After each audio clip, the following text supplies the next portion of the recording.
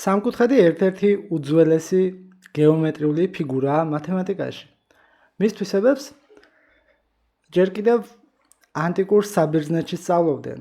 როგორც არის კუთხეები, გვერდები, ფართობი, განსაკუთრებით შიდა წერტილის თვისებებს, სამკუთხედის შიდა წერტილის თვისებებს. მათ შორის მედიანების გადაკვეთის წერტილი, სიმაღლეების გადაკვეთის წერტილი, ბისექტრისების გადაკვეთის წერტილი და მრავალი სხვა.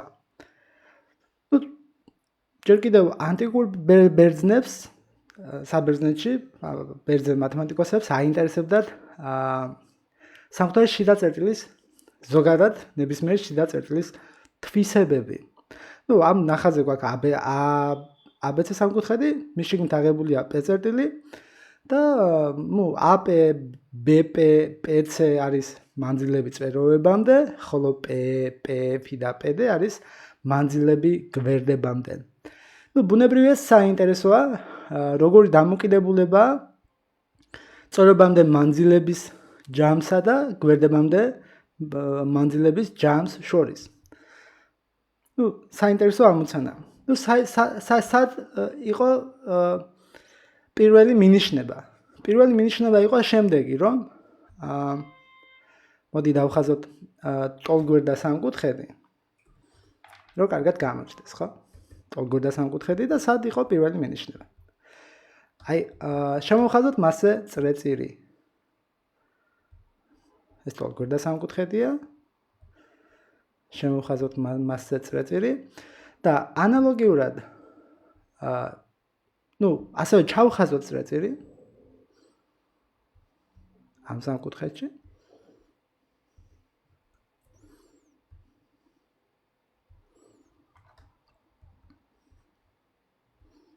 ტოლგვერდა სამკუთხედი რას ნიშნავს, რომ ყველა გვერდი ტოლია და ასევე ყველა კუთხე ერთმანეთის ტოლია. თითოეული კუთხე, რადგან სამკუთხედის კუთხეების ჯამი არის 180 გრადუსი, თითოეული კუთხე არის 60 გრადუსი, ხო? და ეხლა ჩავხაზოთ წრეწირი. ჩვენ ვიცით, რომ ტოლგვერდა სამკუთხედში შემოხაზული და ჩახაზული წრეწირის ცენტრი მდებარეობს სამკუთხედის ცენტრში. ანუ მედიანების გადაკვეთის წერტილიც აქ ეს არის J წერტილი, ბისექტრისების, სიმაღლეების, შრომართობების, ხო?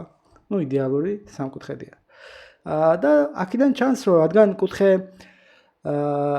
EGH არის 60 გრადუსი, GJ არის ბისექტრის ამავე დროს და შესაბამისად J და K კუთხე, ეს კუთხე არის 30 გრადუსი, ხო? 30 გრადუსი. ჩვენ ასევე ვიცით, რომ 30 გრადუსიანი კუთხის მოპირდაპირე კათეტი ჰიპოტენუზის ნახევარია. ანუ თუ J-დან G-მდე მანძილი არის R, მაშინ J-K მანძილი იქნება R-ის ნახევარი. ან პირიქით ეს თუ R პატარაა, ეს იქნება 2 R. აქედან ჩანს, რომ ამ წერტილიდან წვეროებამდე მანძილი არის გვერდებამდე მანძილების გაორმაგებული, ხო? ანუ JG-ს რომ მივუმატო JE და მივუმატო JH, ხო? ეს იქნება ორჯერ მანძილების ჯამი, ხო? JK პლუს მე აი აქ მანძილი რო იპოვა და ეს, ხო? ხვდებით? ესე იგი წვეროებამდე მანძილების ჯამი არის გაორმაგებული გვერდებამდე მანძილის. ტოლგვერდა სამკუთხედში. ეს იყო პირველი მინიშნება და ზუსტად 1930-იან წლებში, როცა ანალიზური გეომეტრიის სწრაფი განვითარების პერიოდი იყო, ამ პერიოდში ასევე მოღვაწეობდა ერთ-ერთი ყველაზე პროდუქტიული მათემატიკოსი პაულ ერდოში და პაულ ერდოში დაინტერესდა ამ საკითხით, თუ როგორი დამოკიდებულება იყო სამკუთხედში შიდა წერტილიდან გვერდებამდე მანძილები და წვეროებამდე მანძილები ერთმანეთთან. ანუ რომელი იყო მეტი გასაგებია, ცხადია რომ წვეროებამდე მანძილი უფრო მეტია ყოველთვის და რამდენად მეტია. ამით იყო დაინტერესებული. და მან ამერიკულ მათემატიკის ჟურნალში 1935 წელს გამოაქვეყნა თავისი ჰიპოთეზა. ანუ მისი ვარაუდი, ცხადია პირველი გასაღები იყო ეს თქვა ტოლგვერდა სამკუთხედი, ვარაუდი იყო ჰიპოთეზა იყო შემდეგი, რომ სამკუთხედის შიდა წერტილიდან წვეროებამდე მანძილების ჯამი მეტიანტული გვერდებამდე მანძილების ჯამის გაორმაგებულზე. ეს ჰიპოთეზა მან გამოაქვეყნა, ამოცანა 1935 წელს მათემატიკურ ჟურნალში პაულ ერდოშმა. შემდგომ 2 წლის შემდეგ 1937 წელს ბრიტანულმა მათემატიკოსმა ლუი მორდელმა დაინტერესდა ამ ერდოშის ამოცანით და ის იყო პირველი მათემატიკოსი, რომელმაც დაამტკიცა აჩვენა ეს შედეგი, რომ აი გვერდებამდე მანძილების ჯამი, ესე იგი PB+ PA+ PC მეტიანტული წვეროებამდე მანძილების ჯამი, ანუ PB+ PA+ PC მეტიანტული გვერდებამდე მანძილების ჯამის, ესე იგი PB-ის, PS-ი და PD-ის ჯამის გაორმაგებულზე. პირველი, ვინც დაამტკიცა ეს უტოლობა, ეს ჰიპოთეზა შეამოწმა და ასე დაამტკიცა, იყო მორდელი. ამიტომ იმ უტოლობასაც ჩვენ ვისაუბრებთ, დღეს ქვია ცნობილია როგორც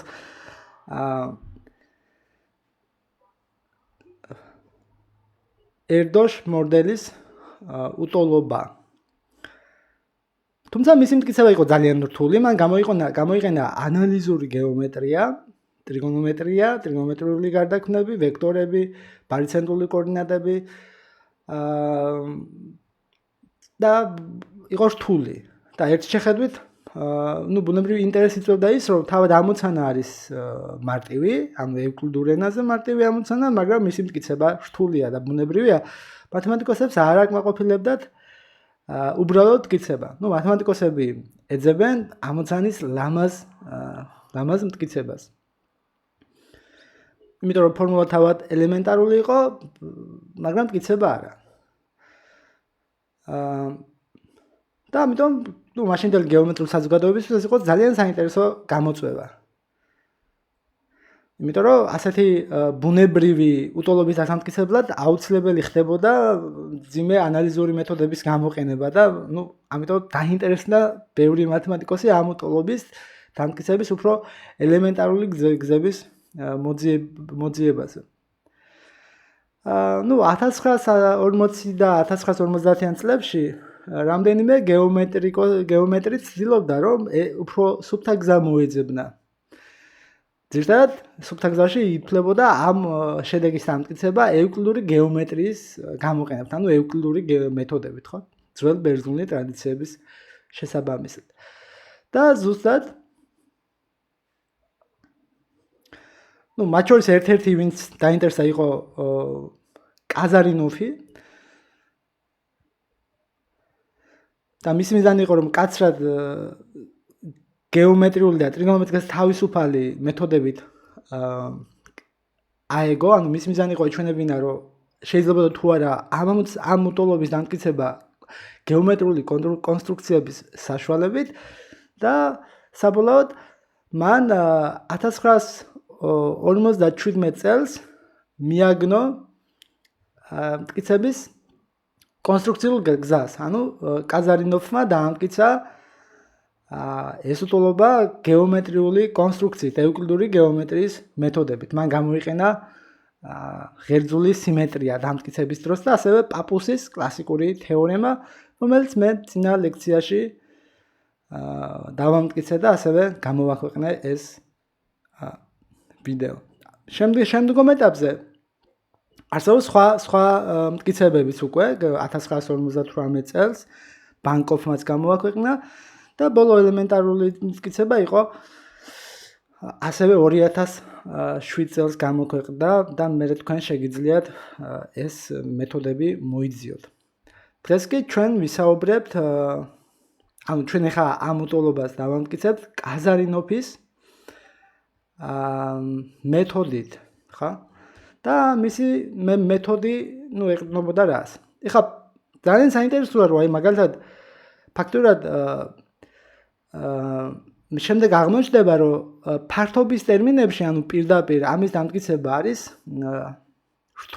რთული. ანუ არის მაგალითად მეთოდები, სადაც ცდილობენ ფართობის პირდაპირ აქ ფართობის ტერმინებში დაამტკიცონ, რომელიც საკმაოდ თითქმის შეუძლებელია კლასიკურ ვარიანტში, თუ არ გამოიყენებთ თქვა გარკვეული ტრიგონომეტრიული შედეგები და გარკვეული გარდაქმნები. ამიტომ კაზარინოვმა მოიფიქრა ესეთი რამ. აი ვთქვათ, მოდი შევთანხმდეთ შემდეგ რამეზე, რომ აი ვთქვათ, აწვეროსთან მანძილი, ანუ AP, ხო, P-დან აწვეროსთან მანძილი იყოს R-1, ხო, R-1, B-წვეროსთან მანძილი R2 და C-წვეროსთან R-3, ხო? და გადამოვარდნოთ, ხო, A1, B2, C3. ანალოგიურად გვერდებამდე მანძილი BC-ზე იყოს R პატარა 1, AC-ზე R პატარა 2 და AB-ზე R პატარა 3, ხო? იმიტომ C-ს მოპირდაპირია, ხო? აი ეს. კარგი. ეხლა გავავლოთ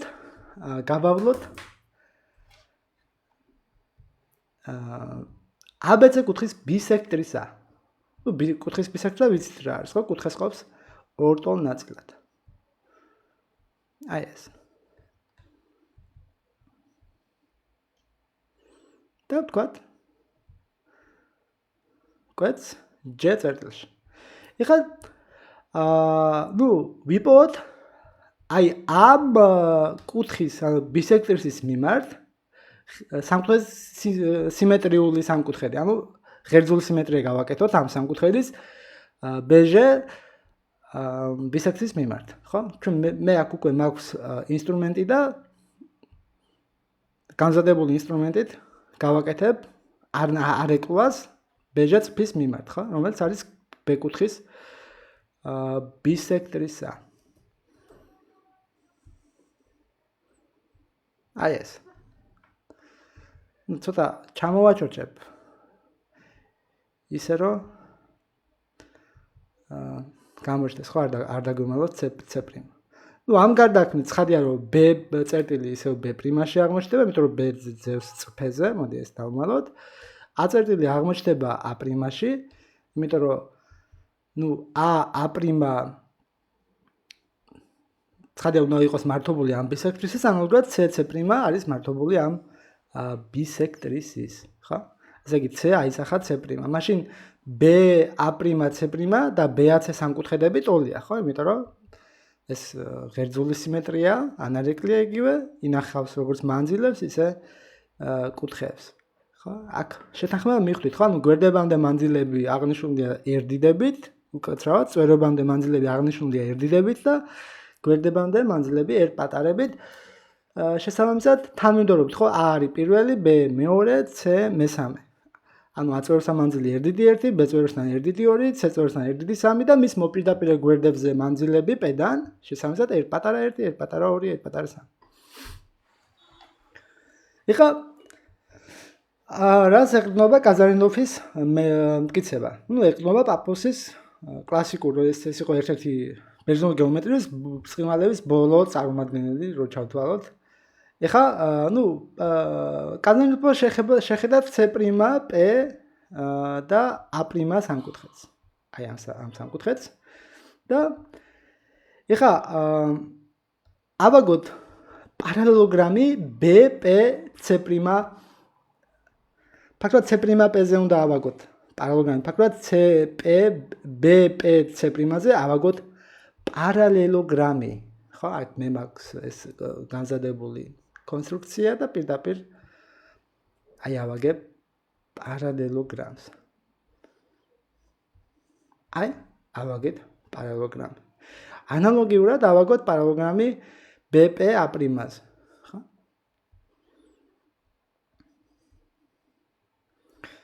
მოდი. ქვევით. აი ეს. ორივე ერთ მხარეს უნდა იყოს მიმართული. და ავაგოთ პარალელოგრამი AC'-ზე. ოღონდ ისე რომ პარალელოგრამის ერთი გვერდი იყოს A'-C' და მეორე გვერდი იყოს BP-ს პარალელური.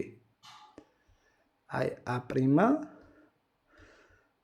აქ მოდი ავიღოთ პარალელური ესე იგი A'-ზე გავავლოთ BP-ს პარალელური და გვერდი იყოს BP-ს პარალელური და ამავე დროს BP-ს ტოლი. ესე იგი ამ წრფეზე უნდა ავიღოთ BP-ს ტოლი მონაკვეთი. BP. ნუ აქ გადაკვეთა. აი. მოდი იყოს აქ. კაწერტილი თქვა. ნუ ზედმეტ წრფებს დავმალავ რომ თქვენ დაინახოთ და ხელი არ შეგეშალოთ ხედვაზე და ეხლა ავაგოთ პარალელოგრამი C'-A'-K-ზე, ხო?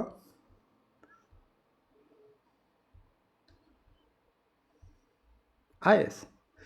ეხლა თუ შეხედავთ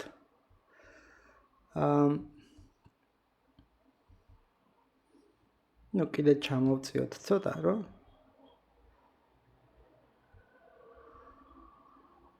გამოჩნდეს.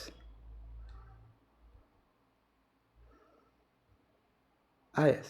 ეხლა ჩანს ხომ გა? ნუ აი ეს.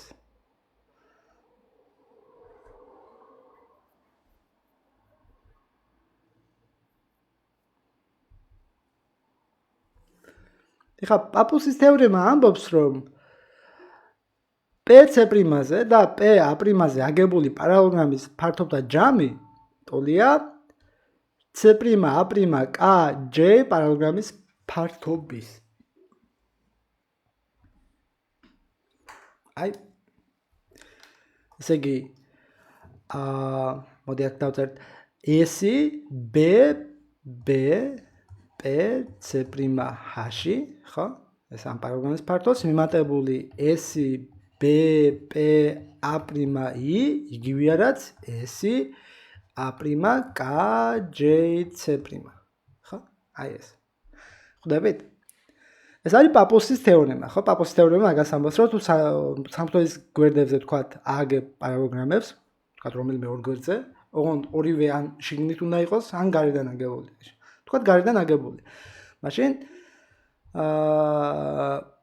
მესამე გვერდზე აგებული პარალელოგრამი ამ პირობებით, ხო, ისე რომ ნუ აქ B არის ABC და BH-ის გადაკვეთა და აქედან B-დან P-მდე მანძილია, ხო? ანუ ისე რომ ერთი გვერდი იყოს BP-ს ტოლი, ანუ ამ B-დან P-მდე მანძილის, მეორე გვერდი A'-C' და ასევე BP-ს პარალელური. მაშინ ამ ორი პარალელოგრამის ფართობი მესამის ტოლია, ხო? ეს არის პაპუსის ცნობილი თეორემა. ეხლა ჩავწეროთ თითოეული პარალელოგრამის ფართობი ჩვენს ტერმინებში. და თუ დააკვირდებით BP C' სამკუთხედის ფართობი ხო არის FP გამრავლებული B'-C-ზე და გაყოფილი 2-ზე. და პარალელოგრამის ფართობი იქნება 2-ჯერ მეტი ამაზე, ხო? იმიტომ რომ დიაგონალი პარალელოგრამს ორ ტოლით ფიგურად ყოფს. FP, ხო? ნახეთ, FP არის C-ს მოპირდაპირე, ხო? FP არის C-ს მოპირდაპირე. არა FP არის C-ს მოპირდაპირე, ამიტომ P-დან F-მდე მანძილი არის, ნუ მესამე, ხო? C მესამეა, A პირველია და B'-C' ესა B'-C' არის BC-ს ტოლი, ხო? იმიტომ რომ გავაკეთეთ ანარეკლი და ტოლის სამკუთხედები მივიღეთ, ხო? BC', A' და BCA ერთ და იგივეა. ამიტომ BC' არის BC-ს ტოლი. მოდი ჩვენ გვერდების აღნიშნოთ, რომ უფრო მარტივად ჩავწეროთ. ანუ A-ს მოპირდაპირე იყოს A პატარა გვერდი, B-ს მოპირდაპირე B პატარა, C-ს მოპირდაპირე C პატარა. მას შესაბამე ფართობი იქნება R პატარა 3 გამრავლებული B'-C'-ზე და B'-C' არის BC-ს ტოლი, ანუ A პატარას ტოლი. ესე იგი S B'-C'-H არის A გამრავლებული R3-ზე პლუს ანალოგიურად S B'-A'-I, ხო? ეს არის DP და DP არის A-ს მოპირდაპირე, ესე იგი R1, ხო? გამრავლებული B'-ზე. B' არის AB და AB არის C პატარა, ხო? აი ეს უდრის ეხლა დაგჭირა c'(k) j-ის ფართობი. მისი ფართობი არის a'(c') და a'(c') იგივე არის რაც ac და ac არის b-ს მოპირდაპირ გვერდი ან b პატარა გამრავლებული a'(k)-ზე. a'(k) არის BP-ს ტოლი, ხო, აგების თანახმად და BP არის r2 და გამრავლებული სინუს მათ შორის მდებარე კუთხე. ანუ სინუს კუთხე c'(a')-კასი. და ბუნებრივია ეს ნაკლებია სინუსი ნაკლებია ანტოლი 1-ზე, ამიტომ ეს ნაკლებია ანტოლი იქნება b გამრავლებული r2-ზე, ხო? b გამრავლებული r2-ზე. ტოლობა როდის მიიღწევა? ტოლობა მიიღწევა მაშინ, როცა c'(a')k არის 90 გრადუსი, ხო? აი აქ. რადგან c'(a')k 90 გრადუსია, ხო? და BP a'(k)-ს მართებულია, მაშინ BP მართებული უნდა იყოს c'(a')-ს, ხო? აი აქ უნდა იყოს 90 გრადუსი, ხო? რადგან კუთხეა და კუთხე a' ტოლია, ხო? მაშინ აქ თუ ეს თუ ალფაა, ხო? მაშინ კუთხე BAC-ს ნახეთ, კუთხე CA'(b) უნდა იყოს 90 მინუს ალფა, ხო? ეხლა თუ ABC-ზე შემოვხაზავთ სამ კუთხეც და ამ BP-წფეს ისა წვეწირს და BP-წფეს გავაგზავნებთ წვეწირის გადაკვეთამდე, ხო? მაშინ B, დავარქვათ რაღაც T-წერტილი, ხო? მაშინ BTA' ეყნობა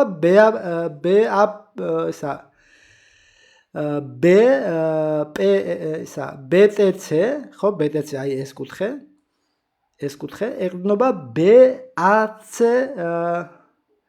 BC'(rk)-ს, ხო? BC'(rk)-ს და BC'(rk)-ს ასევე დაეყნობა BAC კუთხე. შესაბამისად ტოლი კუთხეები იქნება, ანუ ეს კუთხეები აი ეს კუთხე და ეს კუთხე ერთმანეთის ტოლია და კუთხეა ჩვენთან 90 მინუს ალფა, ხო? და შესაბამისად აი აქ გამოვა 90 გრადუსიანი კუთხე. რაც ნიშნავს, რომ BP არის დიამეტრი. ესე იგი 90 გრადუსი მაშინ იქნება c'(a')k, როცა P წერტილი მდებარეობს BO დიამეტრზე.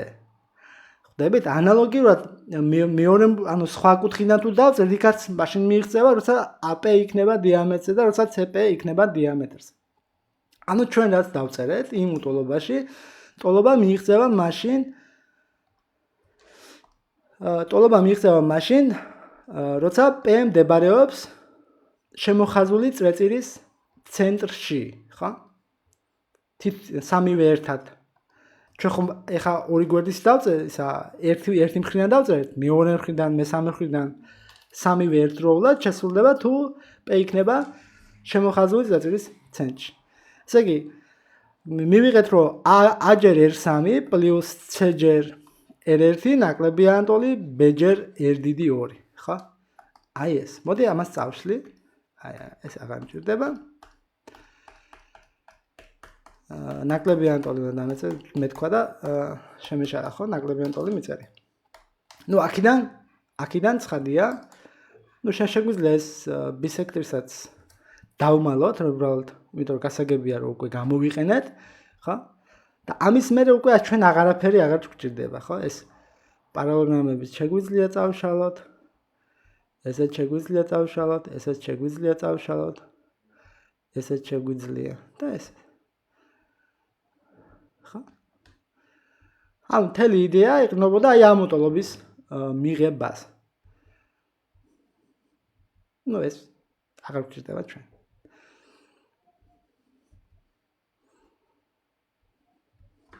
არც ეს.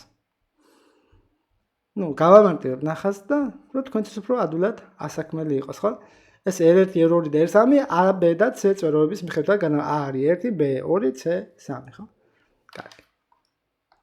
აქედან გვაქვს რომ R2 მეტია ანტოლი A გაყოფილი B-ზე, გამრავლებული R3-ზე პლუს C გაყოფილი B-ზე და გამრავლებული R1-ზე. აი ეს. ანალოგიურად R1 მეტია ან ტოლი, ეხლა სიმეტრიულად უნდა გავაკეთოთ, ხო? აქ განაყოფში უნდა იყოს A, იმიტომ რომ ასმოპირობი გვერდი არის A პატარა, აქ თუ B-ს დავწერ, მაშინ R2 კი არ უნდა დავწერ, არამედ R3 პლუს მე იქნება C გაყოფილი A-ზე გამოვებული R2-ზე. ანალოგიურად R2-ზე გვიწერია უკვე R3 მეტი ან ტოლი. ეხლა განაყოფში C, აქ თუ B-ს დავწერ, აქ უნდა დავწერო R1 და პლუს A გაყოფილი C-ზე გამოვებული R2. აქ პატარა R2, ხო? R1, R2, R3 არის მანძილები გვერდებამდე. R1, R2, R3 მანძილები წვეროებამდე. აი ეს. ხო? ეხლა შევკრიბოთ. R1 პლუს R2 პლუს R3 მეტი ან ტოლი იქნება. ნახეთ, R1 და R1 ერთად დავაჯგუფოთ. C გაყოფილი B-ზე R1 პლუს B გაყოფილი C-ზე R1. თუ R1-ს გამოვიტანთ, იქნება C გაყოფილი B-ს პლუს B გაყოფილი C-ზე გამრავლებული R1-ზე პლუს A გაყოფილი B-ს, მე R2 დავწეროთ, მოდი. A გაყოფილი C-სთან პლუს C გაყოფილი A-სთან R2 და შემდეგი ნაწილი არის R3, ხო? A გაყოფილი B-ს პლუს B გაყოფილი C-სთან R3. ამ ტოლობაში, ახლა რაც გვიწერია, ტოლობა მიიღწევა მაშინ, როცა P არის შემოხაზული წრეწირის ცენტრი.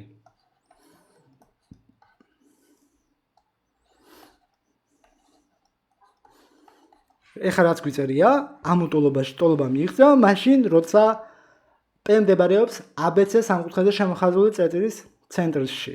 ცენტრია. ან P არის ABC სამკუთხედზე შემოხაზული წრეწირის ცენტრი. ეხლა თუ დააკვირდებით, C გაყოფილი B-ზე პლუს B გაყოფილი C-ზე, თქვა საშუალო არითმეტიკულის და საშუალო გეომეტრიულის გამოყენებით, მეტი ან ტოლი ორჯერ ფესვი მათი ნამრავლიდან, ხო? ესე იგი მეტი ან ტოლი 2-ზე.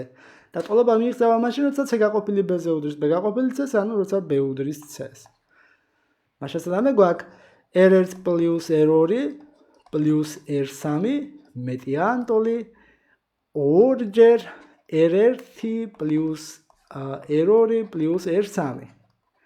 და ამ ტოლობაში ტოლობა მიიღწევა მაშინ, როცა A უდრის B-ს უდრის C-ს და P მდებარეობს სამკუთხედის ცენტრში, ანუ იგივე P არის ტოლგვერდი და სამკუთხედის შემოხაზული წრეწირის ცენტრი. ესე იგი, როცა P წერტილი არის ტოლგვერდ სამკუთხედის შემოხაზული წრეწირის ცენტრი, მაშინ წვერებამდე მანძილების ჯამი უდრის გვერდებამდე მანძილების ჯამის გაორმაგებულს, ხოლო სხვა შემთხვევაში მანძილების ჯამი წვეროებამდე მეტია ან ტოლი გვერდებამდე მანძილების ჯამის გაორმაგებულზე. ეს იყო R2-ის, ცნობილი როგორც R2 მორდელის უტოლობა, ხო?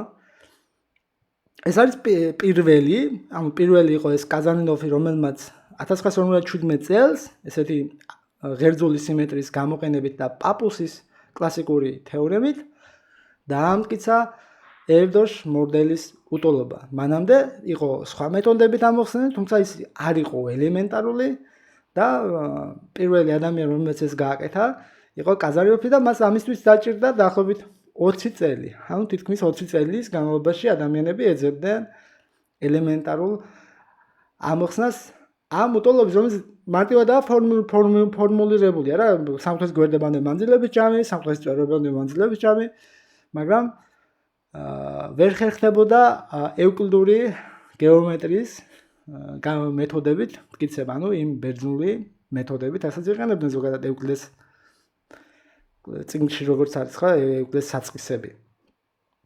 შემდეგი ელემენტარული მტკიცება ასევე ჰქონდა ბანკოვსაც და მე კიდე 2007 წელს, როგორც ვიცი, ჰქონდათ ასევე ელემენტარული მტკიცება.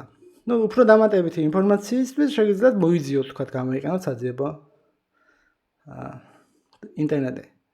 ამით ამოიწურა ერდოშ მორდელის უტოლობა და ძალიან საინტერესო ისტორია იყო, ხო? მაშინ ერდოშ მორდელი ერდოში 22 წლის იყო, როცა ეს ჰიპოთეზა გამოთქვა. და 20 წლის მერე მოხდა მისი კლასიკური მარტივი და ელემენტარული დამტკიცება. მე ძალიან მომწონს კაზანევის მტკიცების ეს მეთოდი. არსებობს ამის უფრო მე შემდგომში გამვითარდა ეს ერდოშ მორდელის უტოლობა, არსებობს ამის უფრო ძლიერი ვერსია, რომელიც ასევე შეგიძლიათ მოიძიოთ და აქვს მას განზოგადება მრავალკუთხედებზე, ოღონდ იქ ორის ნაცვლად ჩდება სხვა სიდიდე, სხვა კოეფიციენტი ჩდება, რომელიც დამოკიდებული არის. ესეც შეგიძლიათ ნახოთ, მაგას ცალკე კიდე ლექცია სჭირდება. და ასევე საინტერესო არის ეს თქვა მეტრიკულ სივრცეებშიც. შემდეგ ამით ეს სამკუთხედი საინტერესო რა რომ ნებისმიერ წერტილს ახასიათებს გასაცდ და ესე იგი მართო მანძილებსა და წვერებამდე მანძილებსა და წრფეებ გვერდებამდე მანძილებს ერთმანეთთან აკავშირებ ამ უტოლობით. ხო, რომელსაც განზოგადება აქვს თქვა მე ბანკოფმა ასევე ტეტრაედრისთვის აჩვენა მსგავსი თეორემა და არის ძალიან საინტერესო. თუ რაიმე დამატებითი კითხვები გექნებათ, დააკომენტარეთ ან მომწერეთ.